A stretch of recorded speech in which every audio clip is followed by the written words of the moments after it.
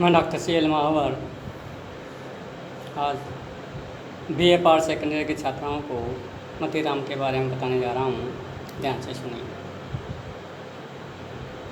मतीराम रीतिकाल के प्रमुख कवियों में से एक प्रमुख कवि है और इनका जन्म 1604 ईस्वी के उत्तर प्रदेश के फतेहपुर जिले के बनपुर ग्राम में हुआ था।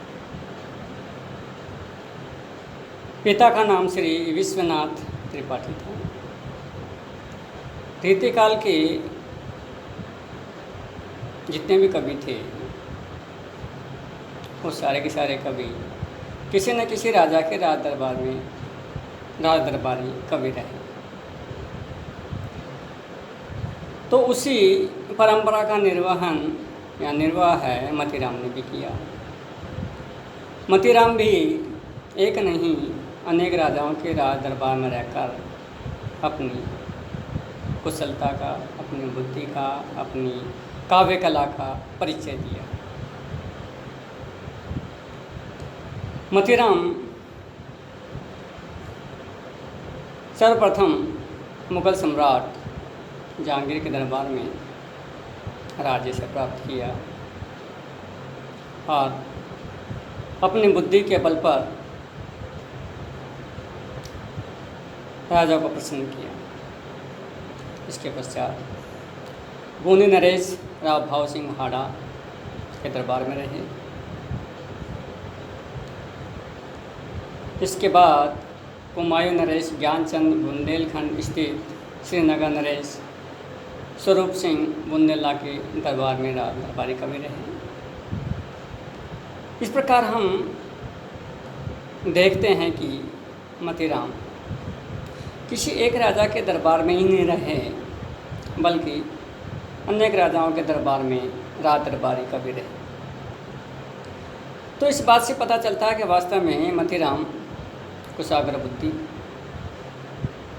अपने ज्ञान के लिए जाने जाते हैं और रीतिकाल के अंतर्गत तो वही कवि राजा के राज दरबार में स्थान प्राप्त कर सकता था जो कि अपनी विद्वता हासिल कर सके राजा के दरबार में और राजा को प्रसन्न कर सके अपनी कविता के माध्यम से।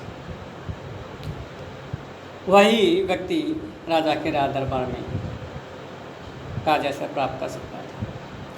तो इस प्रकार से हम देखते हैं कि मतीराम वास्तव में बहुत बुद्धिमान थे और अनेक राजाओं के राज दरबार में रह कर के अपने काव्य रचनाएं की। अब हम मतीराम की काव्य रचनाओं के बारे में बात करें तो प्रमुख रूप से इनकी 6 काव्य रचनाएं प्राप्त होती है, मिलती है। पर क्योंकि रीतिकाल की काव्य रचना है और रीतिकाल के अंतर्गत रीतिकाल के कवि अपने कविता में अपना परिचय देते थे कि हमारी या मेरी कविता कितनी श्रेष्ठ कविता है, कितनी अच्छी कविता है और अन्य कवियों से। सबसे प्रमुख देखें तो इनकी प्रथम रचना है फूल मंजरी। नाम ही फूल मंजरी से पता चलता है कि फूलों का गुलदस्ता, गुलसिता। सम्राट जहांगीर के कहने पर या सम्राट जहांगीर की आज्ञा से मतीराम ने 1619 ईस्वी में इसकी रचना की थी और फूल मंजरी के अंतर्गत मात्र 60 दोहे ही मिलते हैं। पर 60 दोहे बड़े महत्वपूर्ण। इन 60 दोहों के अंतर्गत प्रत्येक एक दोहे के अंतर्गत एक किसी फूल का पूरा वर्णन, उसकी खूबी का, उसकी विशेषता के बारे में बताया गया। अतः हम कह सकते हैं कि फूल मंजरी के अंतर्गत मतीराम ने भारत नहीं बल्कि देश विदेश में पाए जाने वाले जो फूल थे उन फूलों का वर्णन इस फूल मंजरी के अंतर्गत किया, फूलों की विशेषताओं के बारे में बताया। रसराज ललित ललाम इनकी रीतिकालीन काव्य रचना है, जिसके अंतर्गत नायिका से संबंधित है और नायिका के भेद, नायिका और श्रृंगार का वर्णन इसमें किया गया। श्रृंगार के अंतर्गत इन्होंने प्रकृति का भी रूप का वर्णन किया है। सच से इनके महत्वपूर्ण रचना है। अलंकार पंचाशिका के अंतर्गत भारतीय काव्य कला के जो अलंकार है, उन अलंकारों का वर्णन पंचशिका के अंतर्गत किया गया है। चाहे वो शब्द अलंकार हो, चाहे वो अर्थालंकार हो या उभय अलंकार। इन तीनों अलंकारों का समग्र चित्रण अलंकार पंचशिका के अंतर्गत किया है। कौमुदी इनके महत्वपूर्ण रचना हैं।